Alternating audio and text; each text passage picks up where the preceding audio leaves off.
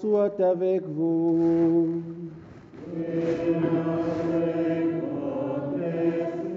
Évangile de Jésus-Christ selon saint Luc.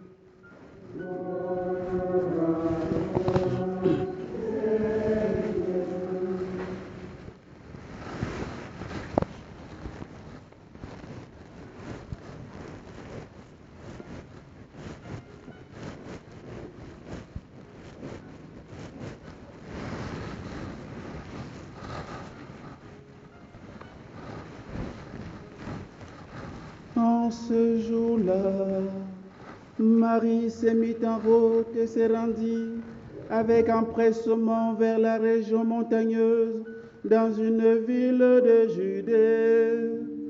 Elle entra dans la maison de Zacharie et salua Élisabeth. Or, quand Élisabeth entendit la salutation de Marie, l'enfant tressaillit en elle. Alors Élisabeth fut remplie d'Esprit Saint et s'écria d'une voix forte, « Tu es bénie entre toutes les femmes, et le fruit de tes entrailles est béni. D'où m'est-il donné que la mère de mon Seigneur vienne jusqu'à moi? Car lorsque tes paroles de salutation sont parvenues à mes oreilles, l'enfant a tressailli d'allégresse en moi. Heureuse celle qui a cru à l'accomplissement des paroles qui lui furent dites de la part du Seigneur. Marie dit alors, mon âme exalte le Seigneur, exulte mon esprit en Dieu mon Sauveur, et s'est penché sur son humble servante. Désormais tous les âges me diront bienheureuse, le puissant fait pour moi des merveilles. Saint est son nom, sa miséricorde s'étend d'âge en âge sur ceux qui le craignent. Déployant la force de son bras, il disperse les superbes, il renverse les puissants de leur trône, il élève les humbles et comble de biens les affamés, renvoie les riches les mains vides. Il relève Israël son serviteur, il se souvient de son amour, de la promesse faite à nos pères en faveur d'Abraham et de sa descendance à jamais.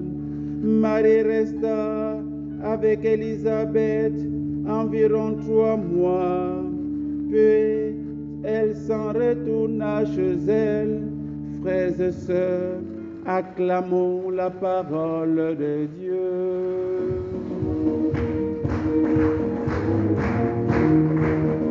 Louange à toi, Seigneur. Louange à toi, Seigneur. Louange à toi, Seigneur. Louange à toi. Louange à toi, Seigneur. Louange à toi, Seigneur. Louange à toi, Seigneur.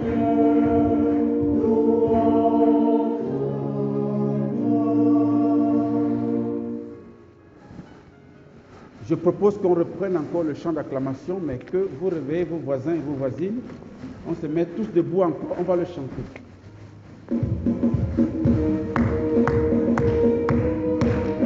Réveillez vos voisins qui dorment.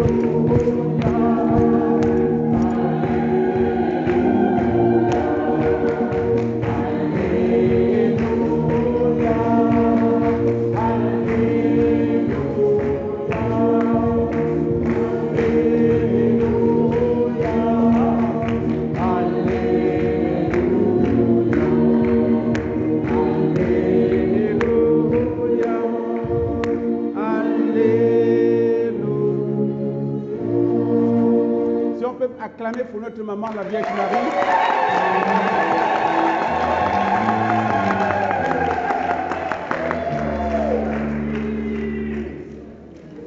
Donc, bon, c'est pourquoi on ne donne pas, hein, donc il ne faut pas vous asseoir et recommencer le sommeil. Voilà. Je vais essayer de ne pas être long. Voilà, je sais qu'on vous a déjà gavé avec voilà, le mystère, une bonne partie du mystère de la Vierge Marie, mais comme c'est un mystère, c'est inépuisable. C'est inépuisable. Donc je voulais juste m'attarder sur quand même une chose ou deux.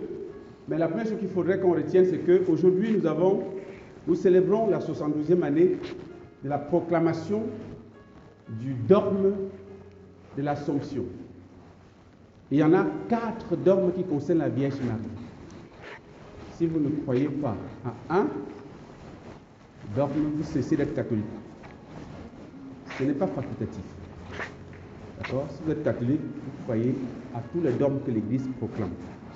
Concernant la Vierge Marie, il y en a 4 qui peuvent m'aider à les citer. On va vérifier la catéchèse des catholiques. Vous êtes catholiques vraiment.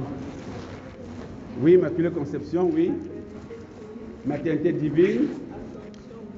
Mais comment tu sais tout? Les autres, ils vont passer, ils vont répéter. Bon, on est à 3 maintenant. Il reste un dernier. Oui, c'est bien. Nous sommes dedans. Hein? Voilà les 4 dogmes Mario ou mariage, comme vous voulez. Voilà. Virginité perpétuelle de la Vierge Marie, Immaculée Conception et Marie Théotokos, donc Mère de Dieu, la maternité divine de Marie et l'Assomption glorieuse de la Vierge Marie. Vous devez les savoir par cœur. Parce que vous avez les petits énervés là qui vous fatiguent, là, les éveillés que j'appelle énervés, qui vous fatiguent avec la question de Marie. Vous êtes incapable de défendre votre foi. Catholique. Vraiment. Bon. Donc, ce qui nous rassemble aujourd'hui, c'est le mystère de l'Assomption qui a été promulgué le 1er novembre 1950 par le pape Pie quoi? Pie XII, super. Ah, ça, il y a quand même les catholiques dans le coin. Voilà, par le pape Pie XII, c'est le 1er novembre 1950. Donc, nous sommes au 72e anniversaire pratiquement aujourd'hui. Et donc, ce dogme se définit comme suit. Au terme de sa vie terrestre, Marie a été élevée au ciel en son corps et en son âme. Quand ce sont nos frères orthodoxes, avec qui on partage pratiquement la même foi, ils parlent, eux, non pas de l'Assomption de la Vierge Marie, mais de la dormition de la Vierge Marie. Donc, il faut réveiller ceux qui dorment. La dormition, ce n'est pas pour dormir. Voilà. Mais nous, les occidentaux, les catholiques occidentaux, dont latin, romain, nous ne disons qu'on ne parle pas de dormition, nous parlons de... Elle est simplement montée au terme de sa vie terrestre, elle fut élevée au ciel en son corps et en son âme. La précision vaut la peine parce que l'Église n'a jamais dit que la Vierge Marie est morte.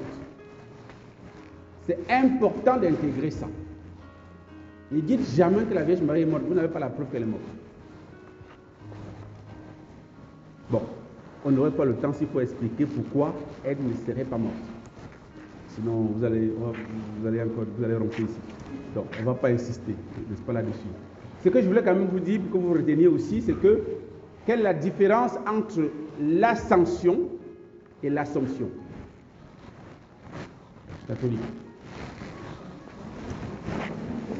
L'ascension, c'est la montée de Christ au ciel. L'assomption, c'est... Bon, vous parlez tous ensemble.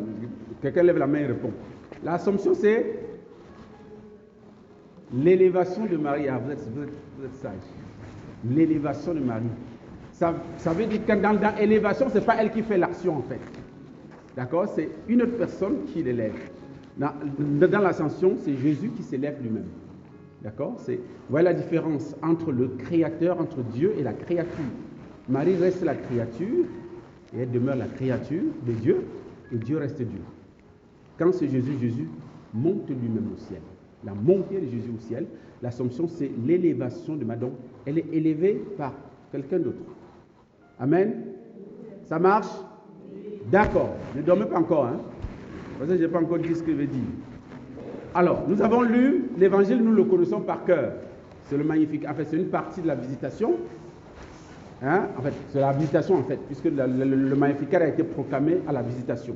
Lorsque Marie arrive sur sa cousine Élisabeth, et puis, elle est même surprise qu'on l'informe qu'elle est enceinte. Parce qu'il y a quelques jours, bien, je ne sais pas quand, ou la veille, ou bien, voilà, quelques jours plus tôt, elle a reçu la visite de l'ange qui lui a dit, tu concevras, tu enfanteras un fils, etc., etc. Elle a dit, mais comment ça va se passer et tout ça?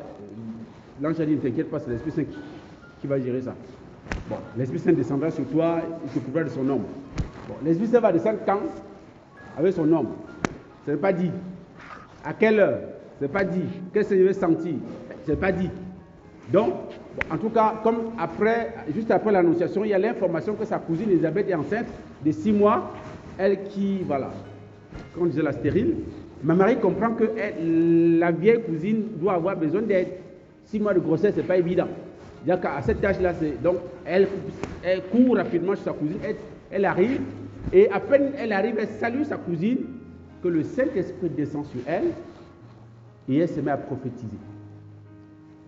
Et elle dit à Marie, quel bonheur ai-je que la mère de mon Seigneur vienne jusqu'à moi. Donc elle informe à la Vierge Marie que tu es déjà enceinte. Que le Saint-Esprit y est descendu, je ne sais pas quand, comment, en tout cas, mais il a venu faire l'affaire. Donc c'est bon. Vous voyez? Et à la suite donc de cette annonce, Marie va chanter le Magnificat. Mon âme exalte le Seigneur, etc., etc. Mais ce qui nous intéresse, c'est qu'elle dit, le Seigneur fit pour moi de merveilles, c'est son nom, son amour s'étend dans ceux qui le craignent. Désormais, tous les âges me diront bienheureux. Tous les âges me diront bienheureux. Et si nous sommes ici, c'est que nous accomplissons la prophétie que Marie a faite sur elle-même. Toutes les générations me diront bienheureuses. Il faut rappeler ça aux protestants que c'est biblique. Hein? Que c'est biblique. Et c'est l'Esprit Saint qui inspire le Magnificat à la Vierge Marie. De dire que toutes les générations lui diront bienheureuses. Pourquoi? Mais parce qu'elle a porté celui qui porte tout, le Dieu Tout-Puissant.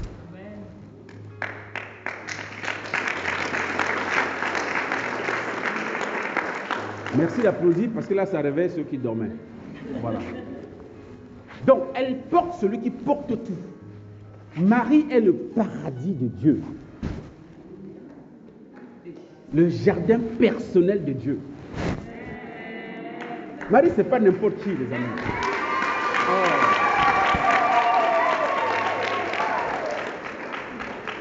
D'accord, je pense que les gens se réveillent. Il y a des gens qui sont... Même on applaudit, ils se réveillent même pas. Bon.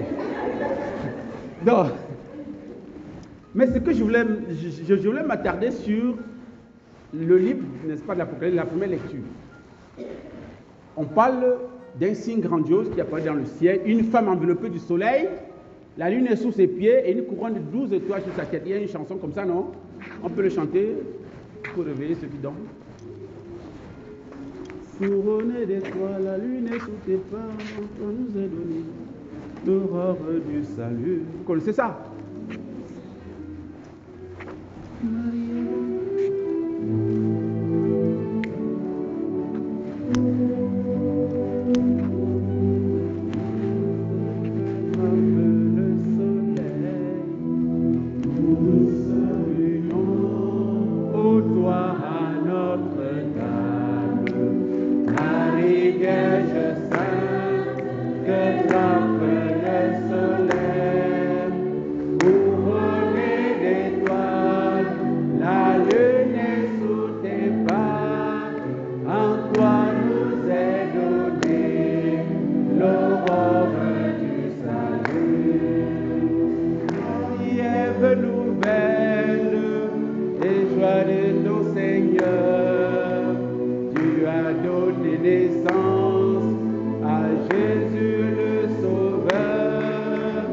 Par toi nous sont ouvertes les portes du jardin, guide-nous en chemin. étoile du matin, nous te saluons, nous te saluons, ô toi notre Dame, Marie Vierge Sainte, que frappe le soleil, couronnée d'étoiles, la lune est sous tes pas, en toi nous est donné l'aurore du salut. Voilà, Marie, couronnée d'étoiles, enveloppée du soleil, la lune est sous ses pas, sous ses pieds. C'est une figure, on dirait d'abord une figure de l'Église. Dans l'interprétation que les pères de l'Église font de ces textes, cette femme symbolise l'Église. L'Église, à partir du moment où elle est couronnée d'étoiles, couronnée, ça veut dire, voilà, elle est fondée sur les apôtres. Couronnée de 12 étoiles, 12 symboles les apôtres. Et il faut bien comprendre que la fondation ici, sur le plan spirituel, n'est pas sous la terre. La fondation, c'est où? Sur le plan spirituel. C'est dans le ciel. C'est pourquoi la couronne est sur la tête. La couronne est dans le ciel. La fondation de l'église se trouve dans le ciel, ce n'est pas sous la terre. Bon, parenthèse, les hommes qui fondent leur église,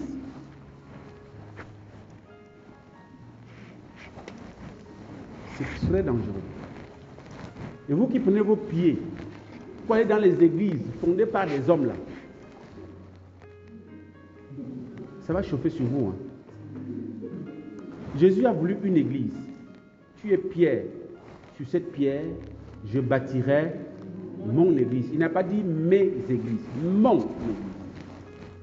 Quelqu'un se lève le matin, il dit Dieu lui a parlé. Il fonde son église. Vous prenez, vous les catholiques là, vous prenez vos pieds pour aller là-bas. Ça, c'est votre problème. Vous participez à la division de l'église. Alors que le Christ, sa dernière prière, qu'on appelle la prière sacerdotale du Christ, qui se trouve dans Jean chapitre 17, Jésus a pris le temps de supplier son Père qu'il soit un, comme toi et moi, nous sommes un. Il a répété ça. L'unité est le signe de Dieu et le signe de la présence du Saint-Esprit. La division vient du démon. Quelqu'un qui va fonder son église, c'est-à-dire que c'est un partisan de la division. Et vous prenez vos pieds, vous pouvez aller là-bas, c'est-à-dire que vous encouragez la division. Ça va chauffer sur vous. Bon. Ok, je n'insiste pas. Donc, la fondation, c'est les 12 apôtres. C'est pourquoi la couronne de 12 apôtres est sur la tête de cette femme. Et il faut savoir que l'église est l'épouse du Christ. C'est sa bien-aimée. C'est sa chérie bien-aimée. Il a tellement aimé l'église, il s'est livré pour elle. C'est pas moi qui le dis, c'est Saint Paul qui le dit dans Éphésiens, chapitre 5. Il a aimé l'église et s'est livré pour elle, afin de la rendre sainte, immaculée, ni ride.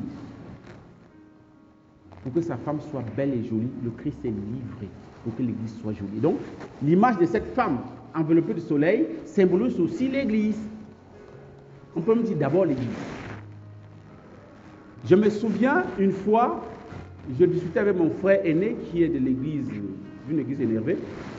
Et puis, il me disait, on parlait justement du mystère de l'Assomption. Je lui dis, la Vierge Marie au ciel, avec son corps et son âme. Il dit, mais qu'est-ce qu'il prouve? J'ai dit, Apocalypse chapitre 12. Il dit, ok, Apocalypse chapitre 12 parle de quoi? J'ai dit, mais on parle d'une femme. Il dit, mais il s'agit de l'église. J'ai dit, oh, c'est très bien, ça fait allusion à l'église. Mais il y a quand même une nuance qui fait comprendre que ce n'est pas seulement l'église. Il dit laquelle? J'ai dit, mais lorsque vous lisez le texte, lorsqu'on poursuit le texte, il est dit, cette femme était enceinte, était dans la douleur de l'enfantement. Elle a mis au monde un enfant mâle. L'enfant mâle, c'est qui? C'est Jésus, puisqu'il va diriger le peuple avec un sceptre de fer. Est-ce que l'Église a donné naissance à Jésus? Est-ce que l'Église a donné naissance à Jésus? Voilà, non. Donc, ça veut dire que cette femme-là, c'est aussi la Vierge Marie, puisque c'est elle seule et elle seule qui a donné naissance au fils mâle, qu'on appelle le Christ. Donc c'est aussi la Vierge Marie. Et pourquoi on la voit toute resplendissante de gloire? Parce qu'elle aussi, elle avait son cœur et son âme. C'est pourquoi elle est enveloppée de soleil. Le soleil symbolise le Christ, la gloire du Fils de Dieu, la filiation divine que nous avons reçue le jour du baptême. Nous allons la garder pour l'éternité. Elle est enveloppée du soleil. Et la lune qui est sous ses pieds symbolise, cette fois-là, selon les pères de l'Église, surtout Saint Bernard, ça symbolise l'Église. Et la couronne de 12 étoiles sur sa tête montre qu'elle est la reine de l'Église. Elle est la mère et la reine de l'Église. La reine des apôtres. C'est elle qui porte la couronne pour manifester cela. Et dans le mystère de l'Église, on considère, pas qu'on, Saint Paul considère l'Église comme un corps organique, comme un corps humain. Il va me dire que la main droite ne peut pas dire que je n'ai rien à faire avec la main gauche. Hein? On est tous unis, on s'entraide, etc., etc. Alors, si l'Église est un corps humain, la tête c'est qui? C'est le Christ. Le Christ est la tête. Et le reste, ce sont les membres du corps de Christ. Donc nous tous, nous formons les membres, le reste du corps du Christ, qui forme donc un corps humain. Saint Augustin dira, parlant de l'Église, que l'Église c'est le Christ total. Parce que la tête étant le Christ et le reste c'est les membres. Donc c'est le Christ total, l'Église. Alors, Marie alors symboliserait quoi? Dans le corps. Parce qu'une chose que vous ne savez peut-être pas, la Vierge Marie n'est pas que mère de l'Église. Elle est aussi fille de l'Église. C'est-à-dire qu'elle n'est pas en dehors de l'Église. Parce que mère, dans notre entendement, c'est que, bon, je suis maman parce que mon enfant. Et on est séparés. Même si c'est moi qui l'ai mis au monde, voilà, on est séparés. Mais dans le mystère de l'Église, Marie est à la fois mère, en tant que celle qui a donné naissance au corps du Christ, au Christ, dont l'Église est le corps, dont elle est aussi ipso facto la mère de l'Église. Mais elle est aussi membre de l'Église en tant qu'elle est la fille de l'Église. Elle fait partie de l'Église. Et les pères de l'Église ont dit, Marie dans le corps organique, si l'Église est un corps organique comme le nôtre, Marie est le trait d'union véritable entre la tête et le corps. Qu'est-ce qui fait l'union entre la tête et le corps? Marie représente le cou dans le corps organique que symbolise l'Église. Et ce qui est extraordinaire, c'est que le cou a deux fonctions. La fonction de médiation entre la tête, qui est la source et qui commande le corps. C'est-à-dire que nous recevons toute grâce du Christ, d'accord? Et la médiation sur le cou. Mais toutes ces grâces passent où? Par le cou pour alimenter le corps. C'est pourquoi elle est médiatrice de toute grâce. Et il n'y a aucune grâce qui échappe à la Vierge Marie, frères et sœurs. Vous pouvez tout lui demander. Tout. Pourquoi? Parce qu'elle a donné au monde l'auteur même de la grâce. L'auteur de la grâce, c'est son Fils. Et elle est seule à réclamer ce titre-là. Nous, là, on a un peu le partage de maman et de papa. Ou bien? C'est ça, non? Mais elle est l'unique propriétaire. Elle a comment on appelle ça, le brevet. Je ne sais pas si c'est le brevet d'invention, le brevet de propriété, tout ce que vous voulez. Mais en tout cas, elle a le droit de propriété exclusif du corps humain de Jésus. Elle ne partage pas avec quelqu'un. Elle n'a pas donné la moitié, elle a donné seule.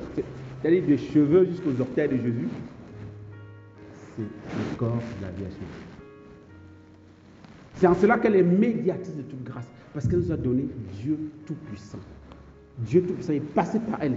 Et Saint Louis-Marie Grignon, mon frère, disait, pour que Dieu vienne nous visiter, il est passé par Marie. Il a choisi Marie comme l'instrument de grâce, la médiation par laquelle la grâce, Dieu va visiter le monde. Et en même temps, pour aller à Dieu, il est normal qu'on passe par elle. Et ce n'est pas pour rien que Jésus, à la croix, et je finis par là, le testament. Quand quelqu'un meurt, On tient souvent compte de ces dernières paroles, n'est-ce pas? On considère ça, ça on ne change pas. Vous changez la parole de Dieu, ça c'est votre problème. Surtout quand il y a un remous. Le testament du Christ avant sa mort, c'était quoi? Femme, voici ton fils. Fils, voici ta mère. Ceux qui, c'est-à-dire que si les énerves là vous fatiguent, vous lisez la Bible, les amis. Vous lisez. C'est écrit. Vous dites que vous pratiquez la Bible, c'est écrit, non? Vous faites quoi de ça? Qu'est-ce que vous faites de ça? Le testament du Christ avant sa mort, c'est le don de sa mère à nous, comme notre maman. Parce que son fils a vu en elle l'instrument parfait du salut. Avec elle et par elle, nous sommes sûrs d'être sauvés. Avec elle, par elle, nous sommes sûrs de trouver le Christ. Avec elle et par elle, nous avons le Saint-Esprit. Parce que le Saint-Esprit, c'est son époux, son intime, son chéri, son divin chéri. Ce n'est pas au sens humain. Il faut bien comprendre les choses. Donc, si vous voulez avoir le Saint-Esprit, accrochez-vous à Marie. Vous aurez l'assurance du Saint-Esprit. Vous êtes sûr que le Saint-Esprit va vous visiter. Parce que c'est elle l'épouse du Saint-Esprit. Elle va chuter à l'oreille du Saint-Esprit son gars comme ça. Il faut le visiter. Il va s'exécuter. Donc demandons en cette fête glorieuse de notre Mère du ciel toutes sortes de grâces et de bénédictions. D'accord? Déjà, depuis le début de la veillée, elle nous en a donné. Ceux qui sont en retraite, déjà ont été bénis depuis le commencement. Mais ça ne finit pas. Autant chaque jour suffit sa peine, autant chaque jour suffit sa grâce. Et chaque instant suffit sa grâce. Continuez de demander ce que vous voulez. Notre mère, aujourd'hui, le ciel est en fait à cause d'elle, grâce à elle. Et le ciel et la terre sont en joie. Et quand c'est comme ça, comme c'est la bosse des bosses, dont les grâces coulent, donc ramassez. Ce n'est pas seulement pour vous, ramasser aussi pour ceux qui sont à la maison. Ramassez, ramassez. Elle donne la profusion. C'est la médiatrice de toute grâce. Qu'elle vous bénisse. Amen.